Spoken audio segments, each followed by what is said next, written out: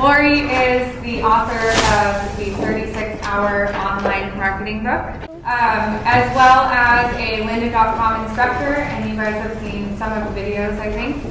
And lastly, the owner of Web Marketing Therapy, which is for websites. So she's going to enlighten us on everything to do with marketing. In a short amount of time, so I'll go as fast as I can.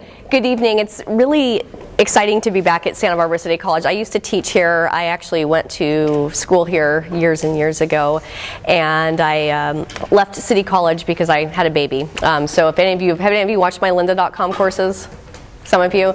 I was 8 months pregnant, and the longest one was pretty funny. Gotta love good camera work. So I do a lot of courses there. I'm here tonight to talk about marketing on the web. So this is an e-commerce course. So you're looking at the technology of e-commerce, really the transactional selling of goods online, and marketing is one of the biggest, if not the biggest, piece of the puzzle. You can have the greatest product on the planet that you're selling online. It can be innovative, it can be new, it can be cost efficient. But if you're not getting people to your site, you're not getting people through your site, and they're not buying anything. And so that is where marketing comes in. And so it sounds to me like right now you're kind of in a more technical part of the chapter. Is that right? Somewhat. We'll be talking about the science of the web to some degree, but really the art and the heart of marketing, which is where things come into play. So I'm known in the industry as the marketing therapist, and what that means is that when it comes to the web world, there's a lot of overwhelm. People get stressed out, or there's so many different types of e-commerce platforms. There's a lot of different directions you can go. You can build websites yourselves. You can hire companies to do sites for $250,000. You can do all of these things. And while it's exciting that there's so many possibilities, it can also be very overwhelming.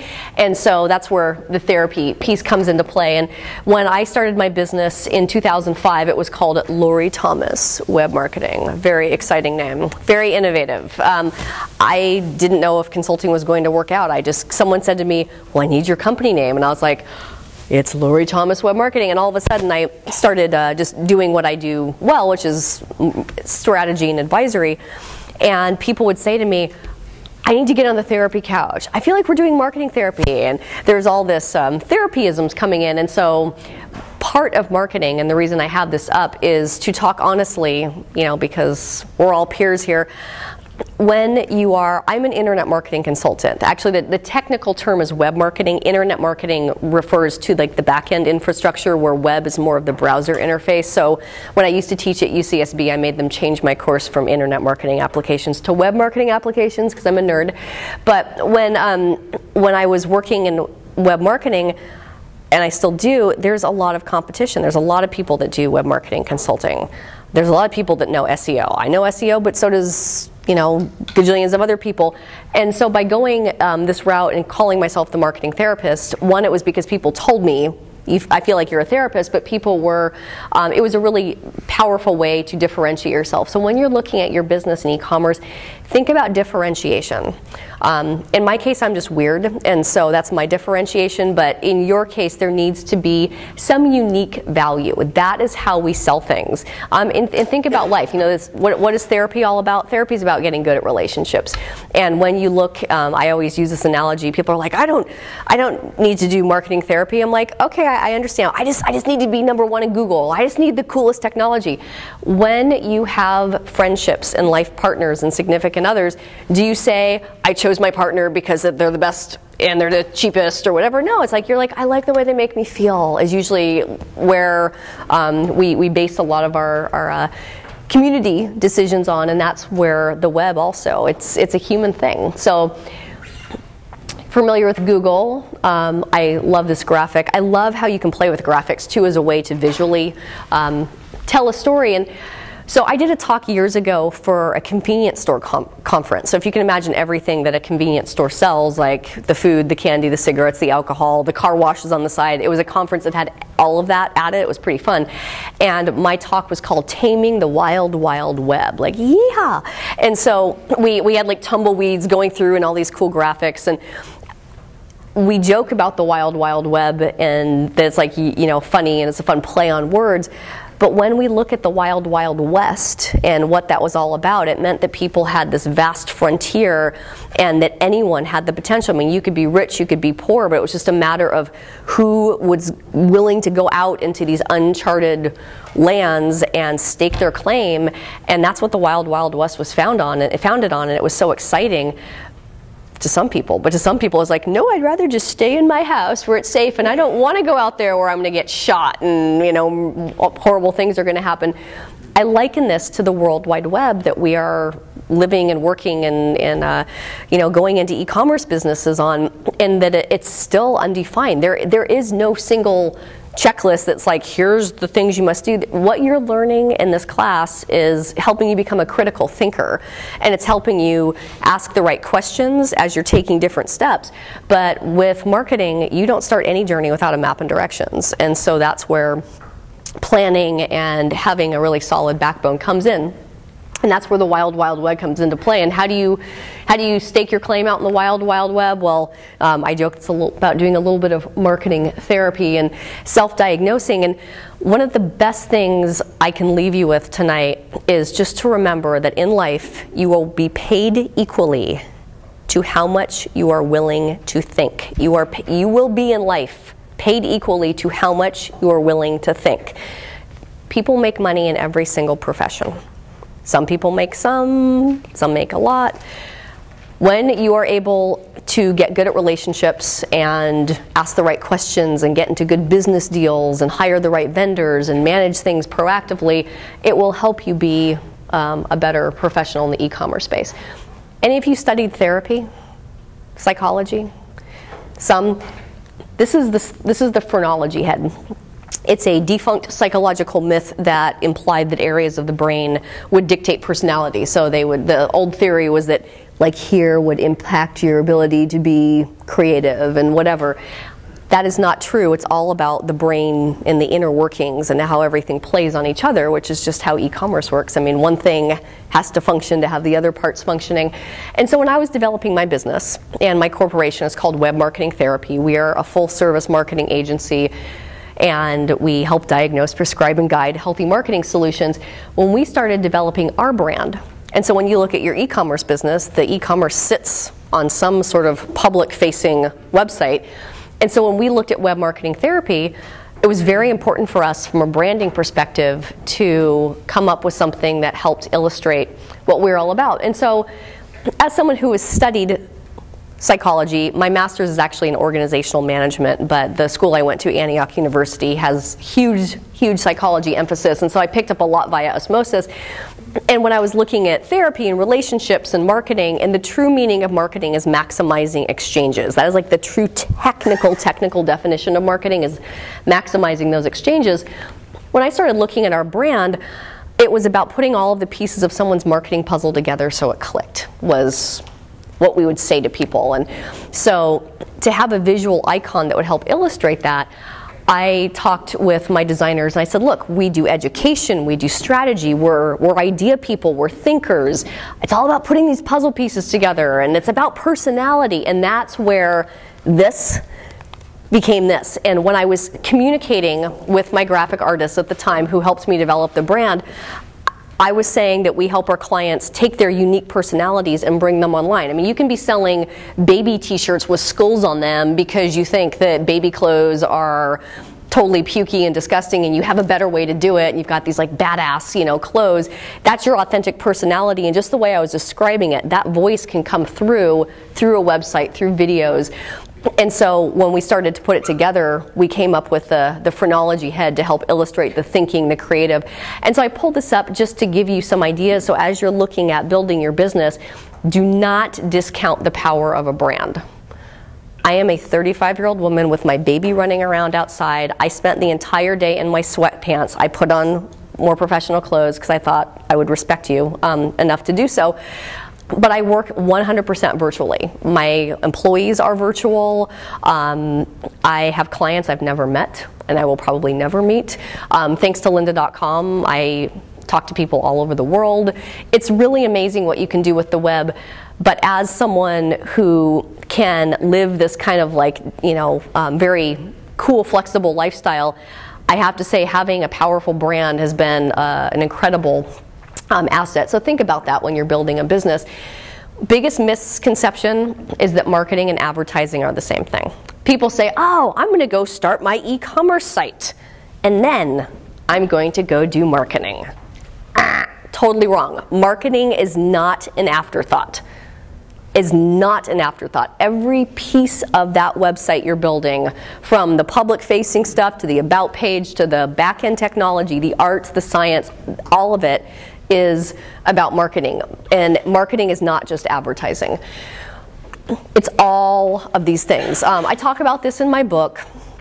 But the multiple purposes, this is more like academic stuff, is marketing builds awareness. You can have the best product or service on the planet. If no one knows about it, what's the point? You build awareness through search visibility, through social media, through PR, through advertising, through word of mouse with your mouse clicker. Communication. You have to somehow help people understand, this is therapy talk, help people understand why you. Why your product, why your service, why buy online. And the way you communicate comes through visually. It also comes through with the text, especially like as you're building an e-commerce platform and you have descriptions. All that language, all of that is an experience that you are creating online. And connecting, and this is where I get sloppy, drippy love talk on you. It's all about connecting. And customer service. So I built my whole career in retail. So when I was going to City College, I was working nights and weekends in retail for Robinson's May back when they were here in town. I opened Saks Fifth Avenue. Talk about the art of sales. I mean, people do not need $300 t-shirts. People want $300 t-shirts. And learning the different psychologies of how people made purchases and made purchase decisions with high-end service or high-end products and services, there is this experience, this service. I mean, I spoke at a conference last weekend in Beverly Hills, and it was all about the experience and the service, and you can still create that online. You can have live chat. You can have 1-800 numbers that people can call. True fact, sometimes up to 80% of online purchases still require that person to be able to pick up the phone and talk to someone. So there's this kind of appeal of like, oh, I'm going to build an e-commerce website and I'm going to go kick it on the beach and my website's going to do the rest. While some of that can apply, people still tend to know us, like us, and trust us by the ability to be accessible. And are they a real company? Can I see who's behind the company? Can I pick up the phone and talk to someone if I have questions? Service is one of the most overlooked pieces of the marketing puzzle. Everything from your email communications, thank you for your order, all of that language all starts to come together, the communication, the connection, the service. And only then does marketing support sales. And sales and marketing do go hand in hand. So when people say, I'm going to go build a website and then I'm going to go do marketing, to me I'm like, so you don't want to make any money or you don't want to do sales, is kind of what comes to mind. So all of these pieces are part of the puzzle. And it gives you multitasking marketing. They all impact one another. So under the marketing, the world of marketing, you have social media, you have analytics, you have PR, you have strategy, mobile. Any of you are you guys building e-commerce platforms like for real? Like this is big time, real deal? Making sure it's mobile friendly. Because a lot of people are making purchases, or at least they're shopping, they're browsing online. Having mobile compatible sites or specifically mobile design sites can be very important. Online public relations, good communication tactic to write press releases and distribute them so that the public and the media are potentially finding you. And sometimes companies hit that tipping point where they get a great write-up. Let's say Wired Magazine does some article on you, and all of a sudden it's like awareness is off the charts. You help people find your products and services and your websites through often writing your own press releases or getting in front of people that way. So marketing can do lots and lots of things. And ultimately, it is all about the relationship factor. And so when you're thinking about the technology, the science of it, think about the art of marketing, the communications, the branding. and remember me and love, and how can you connect with people. And in my business, we do strategy, we do training, we do full-fledged marketing management. I love my employees, I love my subcontractors, I love my clients. Does that mean that I bend over backwards? No, I'm sometimes tough love on my clients if they're being dangerous to themselves and others and they're making crazy decisions. I do it because I love them. I do it because I love what I do.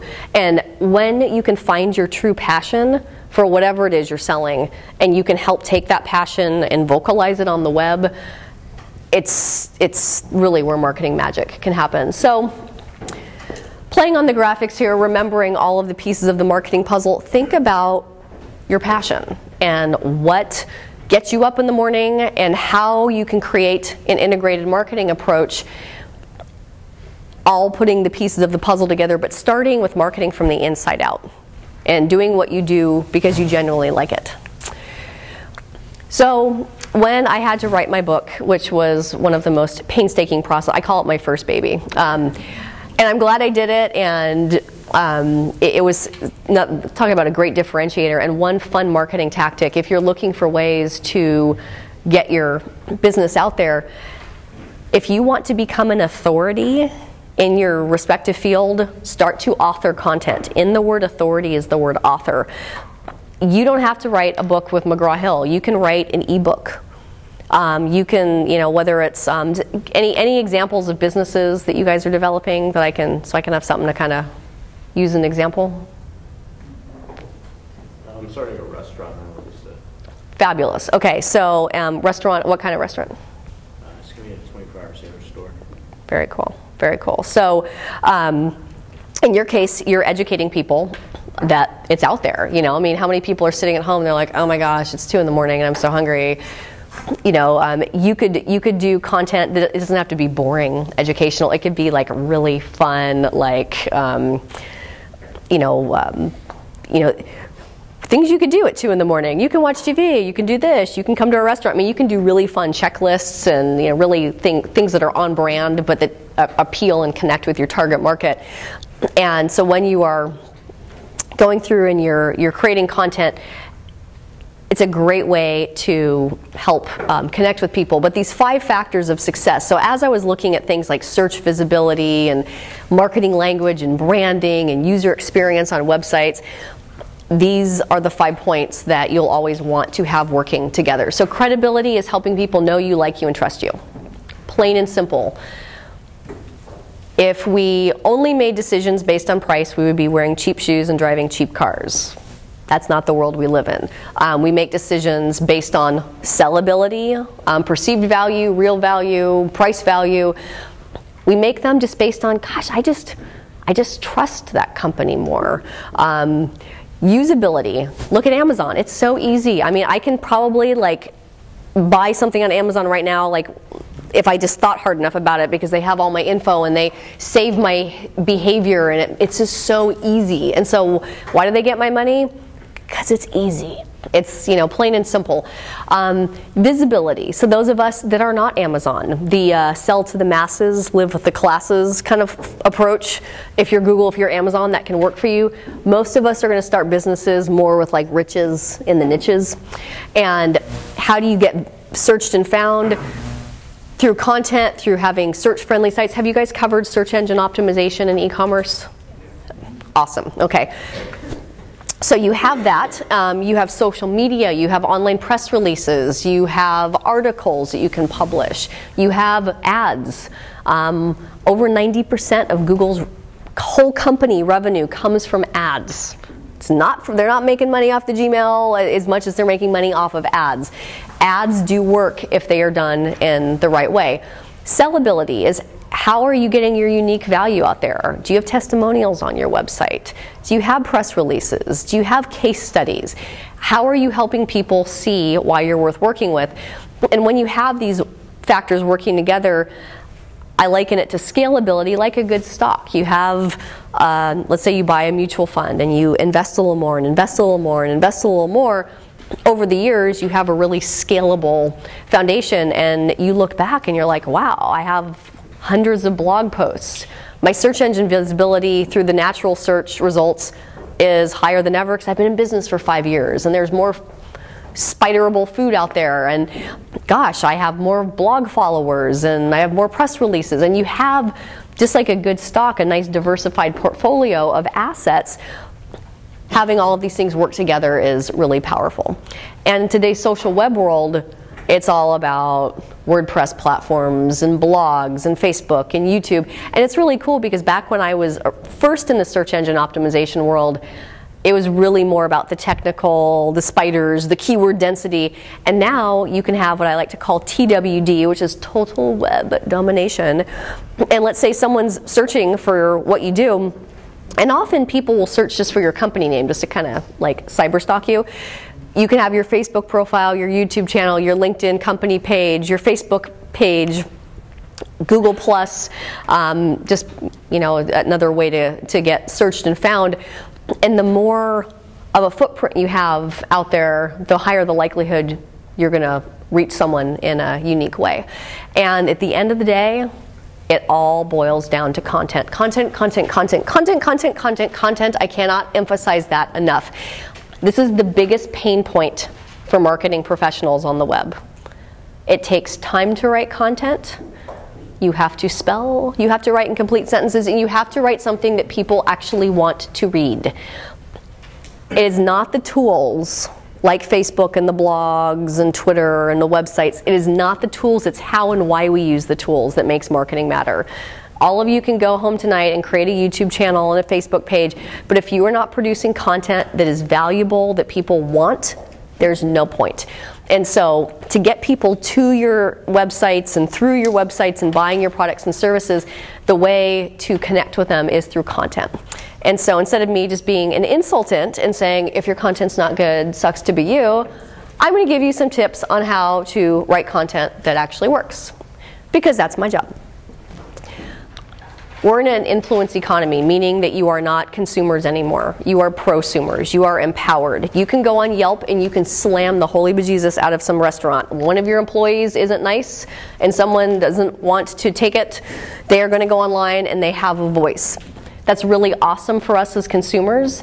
It can be really frightening for business owners because they're like, oh my gosh, I do not have 100% control of my brand. We are no longer business to business or business to consumer. It's no longer B2B or B2C. It's P2P. We are peer-to-peers in this influence economy.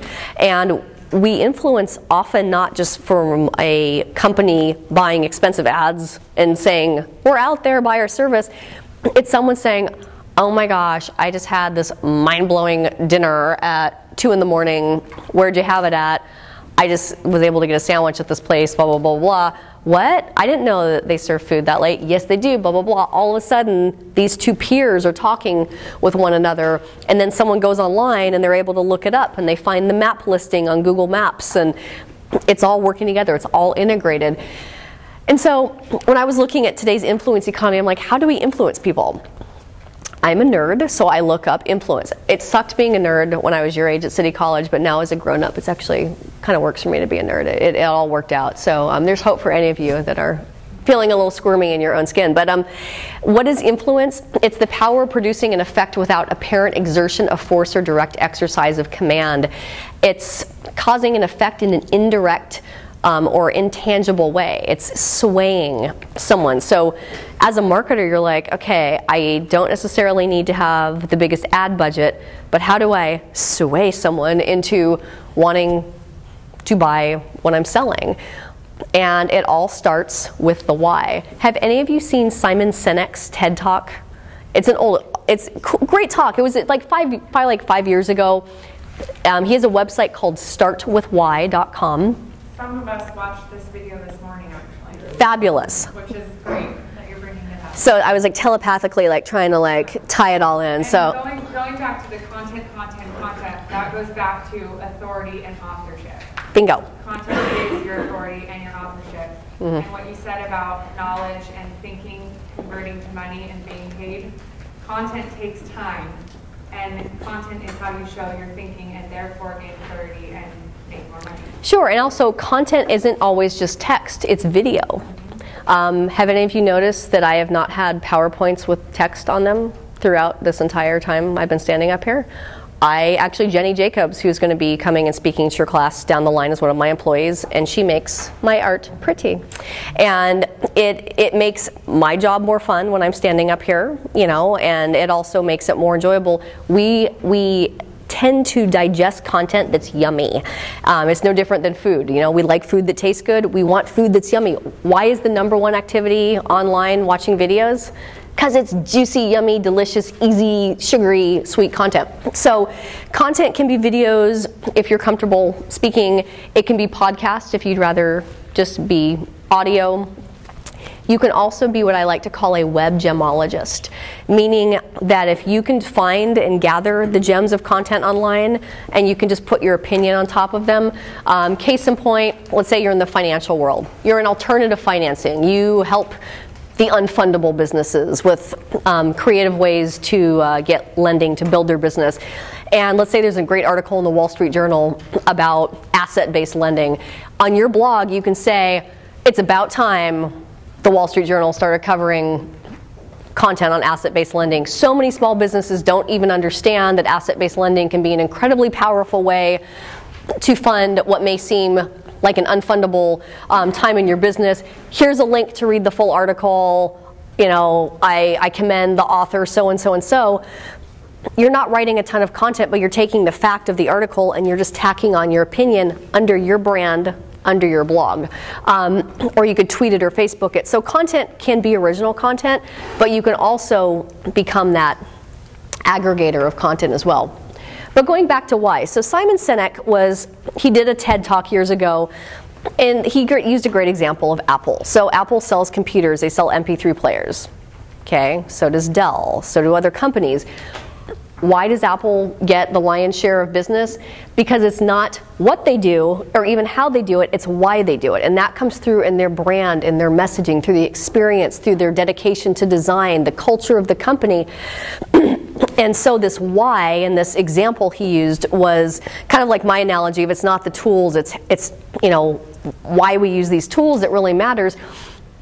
I have people say to me all the time, I have a website, I have a Facebook page, I have videos on YouTube. Well, yeah, but if your videos suck, then there's a problem. You know, I mean, it's not that you've done it if it's not good or it's not valuable. So it goes back to starting with the why, and we influence people from a place of why, and it's going back inward, which goes back to the whole therapy and self-awareness and really checking yourself of like, why am I doing this? And why would it be valuable to someone? And how do I communicate with someone on their terms?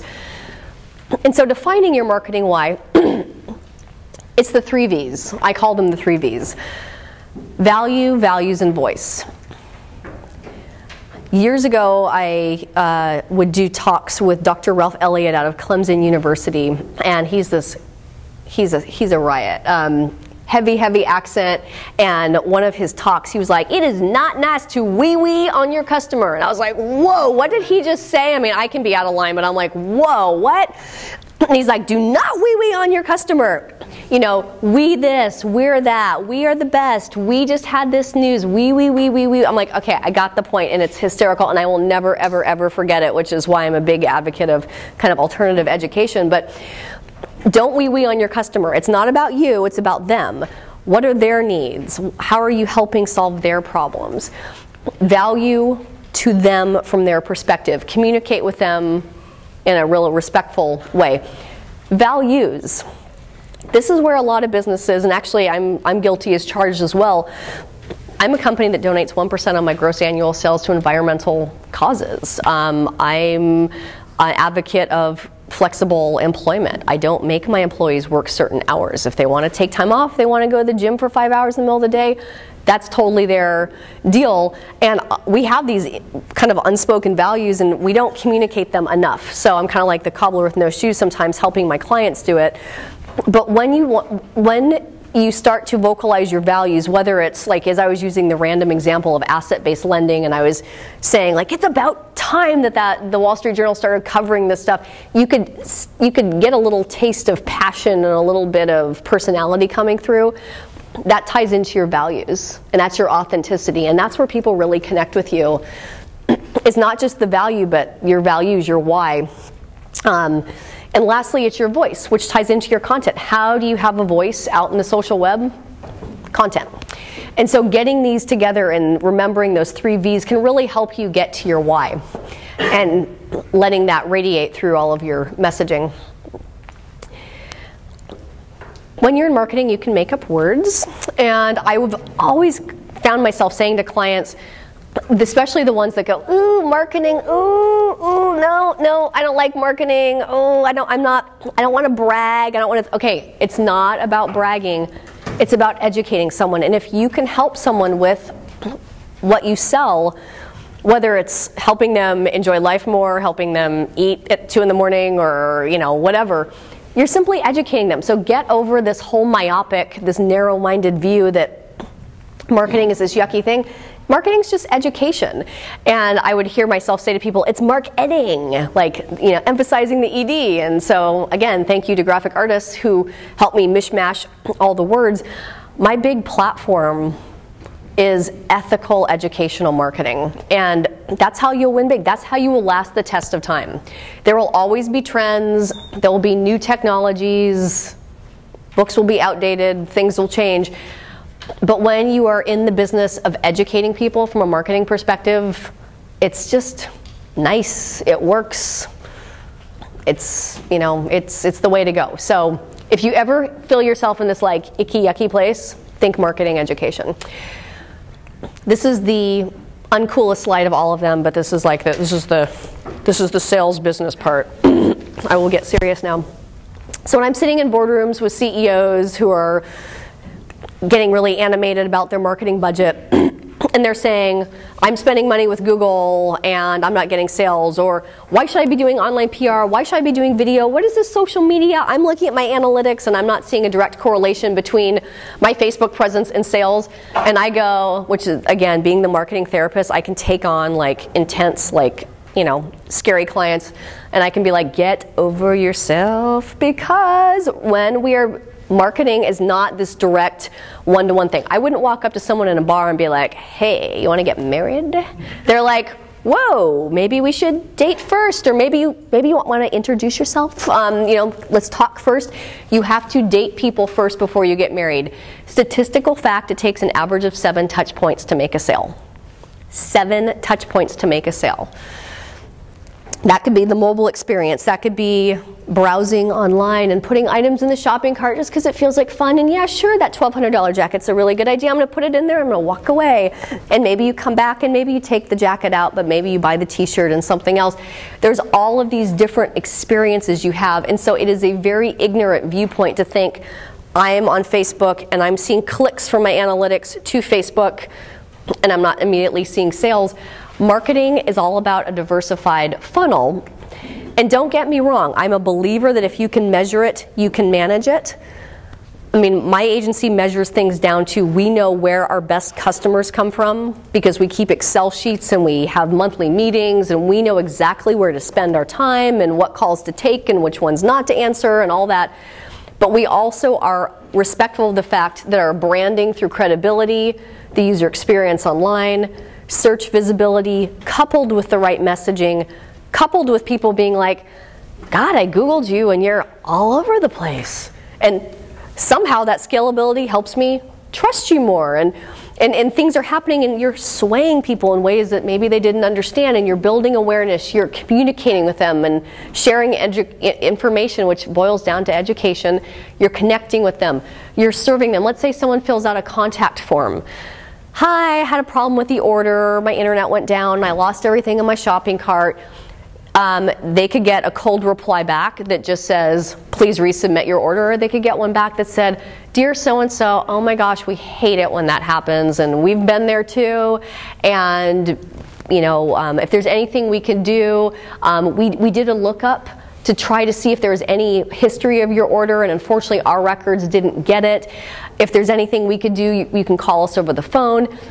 The exact same, I'm still saying no, I can't pull up your order. I'm just saying it in a nice way, and I'm relating to that person, and I'm like, oh, I understand you. And you can still do that through emails, through customer service. Even your email signature can be a nice little warm fuzzy. You can have your tagline in it. All of this is experience. And so you get people into your sales funnel, and there's some people you're going to convert, and there's some people that are going to stay up in the acquisition world. There are people that may read your blog that may not buy for you from 6 months, for a year. They might date you for a long time before they buy. There are some people that may never buy anything from you, but they'll talk about you or they'll refer you. And then there are people that will buy, and your best customers are your existing customers. If you got people into your funnel down here, and you've done all the dating, and you've done the engagement ring buying, you've done the romantic dinners, you've done all of that, and you're here, love the people here. So many e-commerce businesses are so focused on getting people into the funnel, yet they forget to really take care of the low-hanging fruit. So when you're looking at your business, you want to align all of the touch points. Measure as much as you can. You guys covered analytics in class as well. I'm a big fan of Google Analytics. They're free. It's the best thing to cut your teeth on. You can geek out on that and learn it for years and years and years. I've used the high and mighty tools as well. They're phenomenal. But for most of us, as we're getting started, as we're trying to work on our credibility and usability and visibility, we're like, whoa, I haven't looked at my analytics in 3 weeks. So put your time and energy where it counts, but align your touch points and find ways to maximize relationships in all phases of the puzzle. And don't forget marketing. This is your diverse portfolio. Your emails, your website copy, your press releases, testimonials, infographics, videos. All of the above is part of your educational marketing puzzle. And when you're developing your strategy, whether you're new in business or you've been around for a long time, we've actually done several audits for corporations where we've signed NDAs and we can't even share that we've done the audits because they don't want people to know that they needed marketing therapy. But we'll go through and we'll look at everything they're doing, from their website to their copy to the analytics to paid search to organic search to social media. And then there's some businesses that are starting up and they're like, as I assess my situation, I'm assessing the fact that I need a Facebook page and I need a LinkedIn company page, and gosh, I don't know about online press releases. I need to look into that. So wherever you're at, you assess your situation, you fix your situation, and if optimizing just means starting something because you haven't done it, that's optimization. And then you move on to new channels. Maslow's hierarchy of needs is the psychological tower where you need food and shelter, and then you need love. And only then, after you've had all these things, do you reach self-actualization. You still need your basic needs met first. So bake your cake in order and do a little audit. Just remember that marketing's a journey, not a destination. And these are just some pieces of the puzzle that you are going to want to consider being a part of. Pinterest, I mean, some of you, especially if your products are really graphics based, I've seen clients invest a ton of time in Instagram and Pinterest and have developed huge social media profiles all through imagery. That can be content too. So don't stress if writing makes you want to eat dirt. There's ways around creating content. So you've got all of these options here. And then take some time to look at your 5 factors for success: your credibility, your credentials, user experience, search visibility. Is your why clear, your story undersellability, and your scalability. Spending on marketing is very different than investing in marketing. There's an analogy that one of our web designers uses. He says, if you try to make chicken salad out of chicken shit, you still get chicken shit. It is what it is. And so when you are building your foundation from technology to content to design, you need to think about not just what is maybe cheap, but what's going to carry you for the long haul. And so when you're making your decisions, you need to think about what are my nice to haves, but really what are my need to haves. And there are a lot of different ways to build your foundation, but sometimes you got to kind of pick and choose your battles and figure out what's really, really, really important for your business. And this is a question that comes up a lot, so I wanted to just quickly address that. And do I manage things in-house or do I outsource them? And that's a question for a lot of us. And I can build websites. I've taken HTML classes.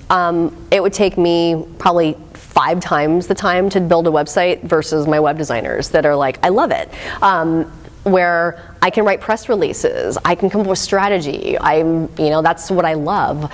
And so do what you do best and have others do the rest is my advice to you, and especially as a small business owner that did not go to small business owner school, that made a lot of mistakes, and I failed forward. I've made mistakes and been like, okay, learned, building, growing.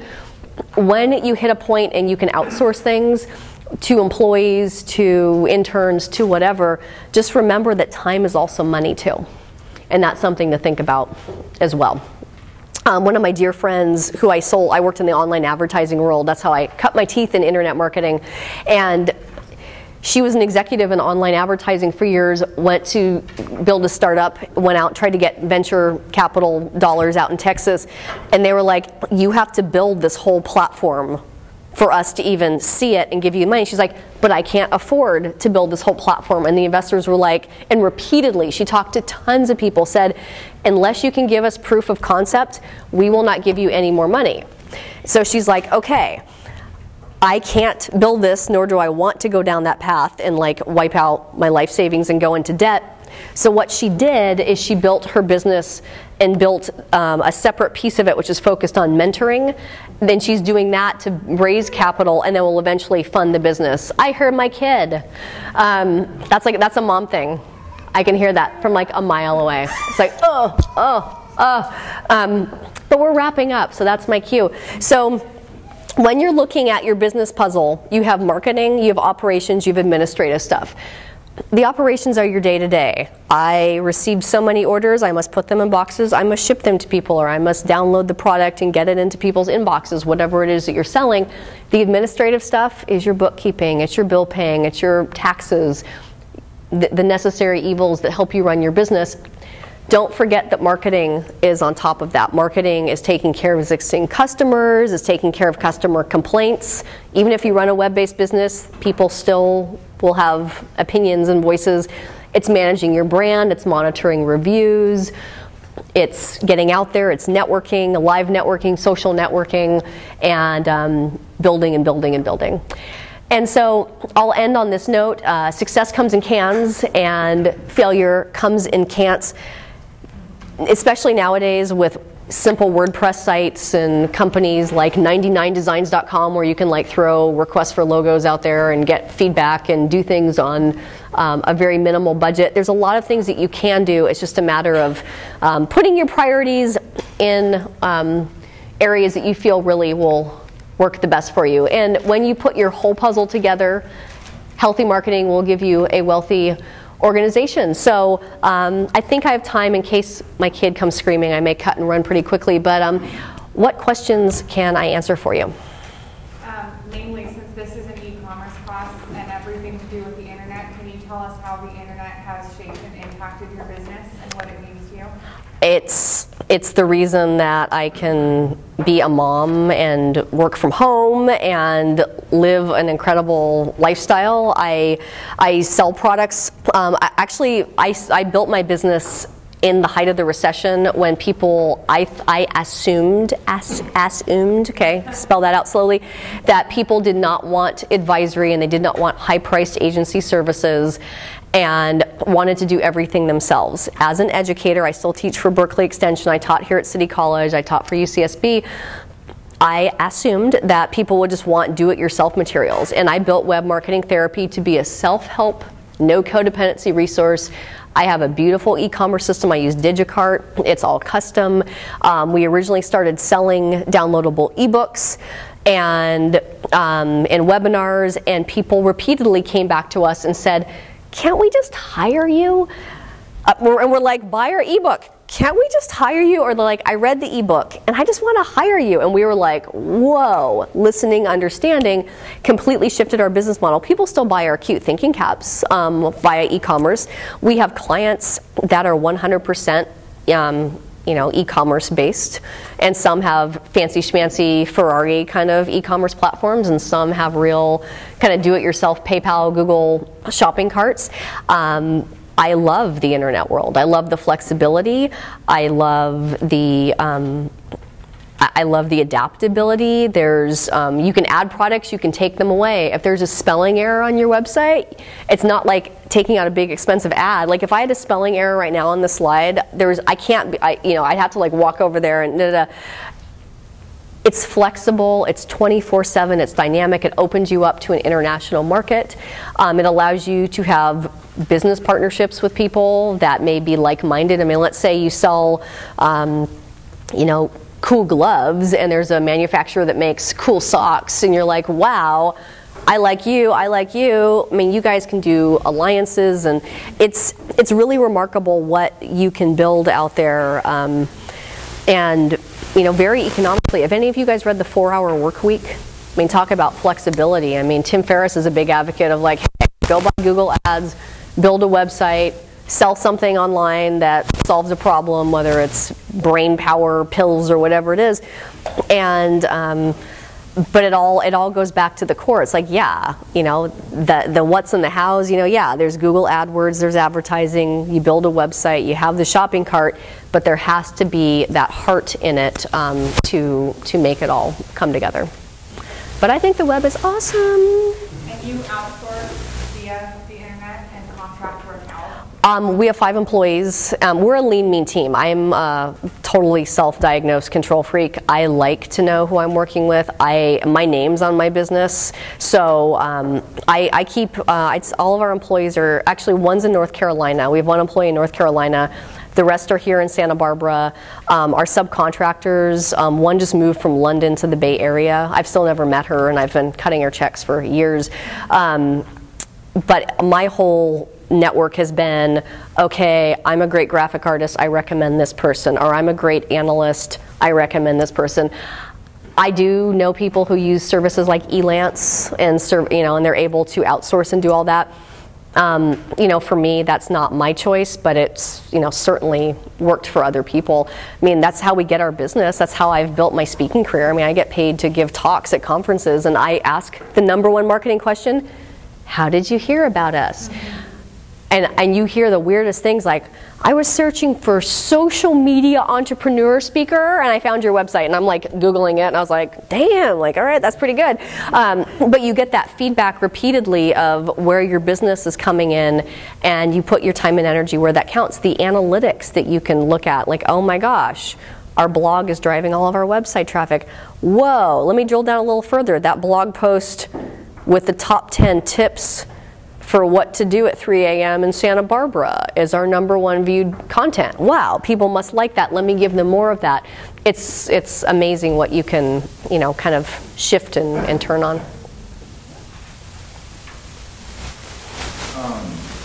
I noticed that on your site you mentioned that at the WMT we believe in a holistic approach for achieving meaningful marketing results. As far as credibility, usability, visibility, sellability, scalability, and whatnot, how they all contribute to a brand's success or awareness. How would each of these 5 factors I would ask contribute to a general pattern of showing a brand's position or web positioning, like how it's perceived, by its consumers, not just offline but on the web too, like web positioning? Sure. And positioning can be your search visibility. It can just be the impression. I often call it fake it till you make it. I mean, if someone's on your website and they're like, wow, like that's, I mean, it can be a simple design, but they're like, that's really polished and ooh. I mean, let's say you're trying to get investor dollars and you're like, we're so-and-so.com, and you go to it and it has a little under construction sign, then the VCs are like, versus here's my 1-page site and it's pretty slick and my logo looks professional and I have a cool tagline and my value's there, and they're like, I'm listening. You kind of have, it's like they say in public speaking that 87% of your talk is often your your visuals and your confidence. If you have that confidence through the professional design and the user experience, and someone's going through the shopping experience and they're not getting bumped offline and their thank you page comes up and all that, I mean, it can be powerful. And the holistic thing really means that everything is interrelated. The people who say to me, no, just focus on my analytics and I just want to spend more money, ethically, I cannot get up in the morning. If someone's website looks like a 12-year-old built it, I will be like, I will not take your money. I'm going to tell you honestly that you can spend all the money and drive all this traffic to this website. The site will not convert. And so if someone else would like to take your money and, listen to you, I can't operate that way. And that's my whole holistic thing. I mean, everything is interrelated. So you talked about creating service online, by like having live chat and other stuff. But then you talked about creating relationships online too. How do you do that online? And what something relationship? Relationships online. You talked about recording relationships. Oh yeah. So how do you create that online?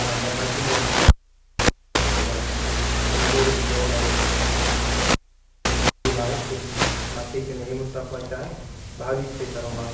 Great question. And there are technologies it's called CRM. Customer Relationship Management Systems.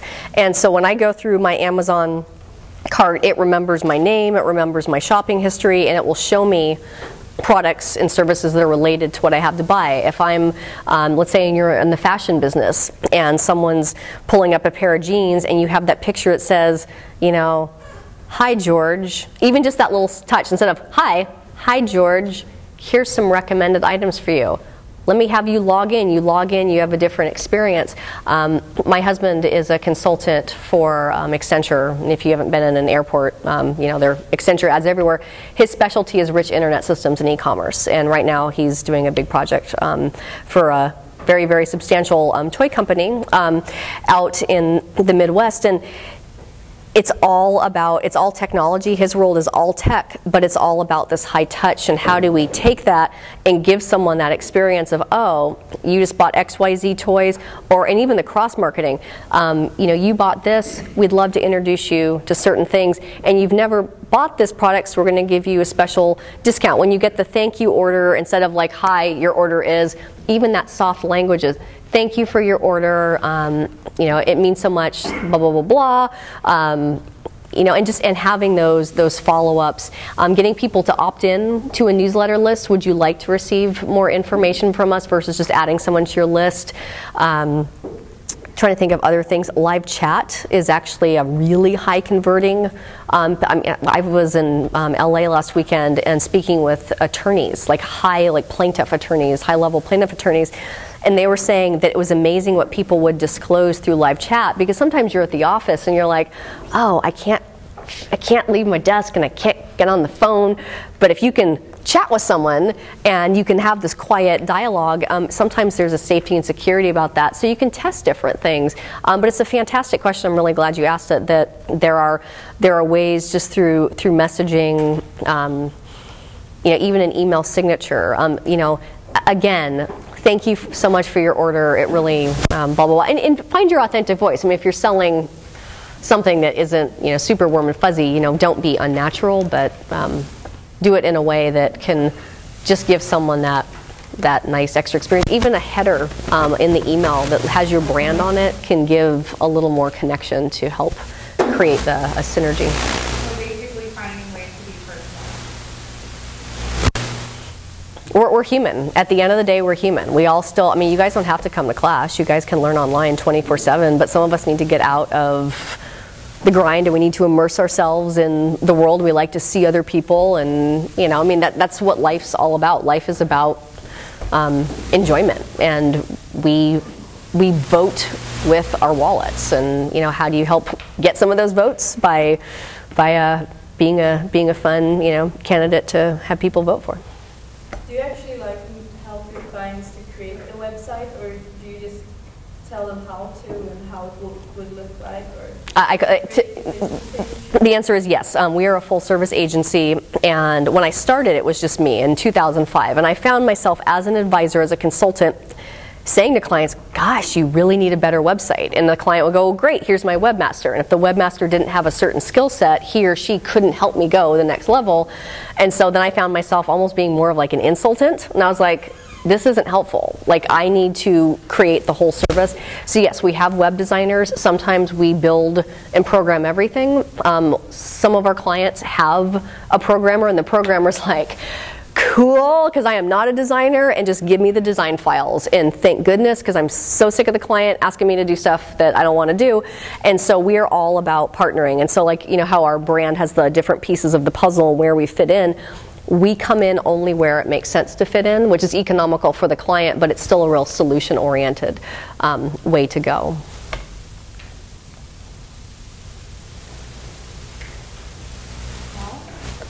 How important are meta tags, and is there like a specific equation you get the most use out of them? Meta tags are relating to search engine optimization, and you have the title tag, the description tag, the keyword tag. Google does not look at the keyword tag. Yahoo and MSN still might. I'd say probably no more than 5 words or phrases in the keyword tag, just, you know, whatever.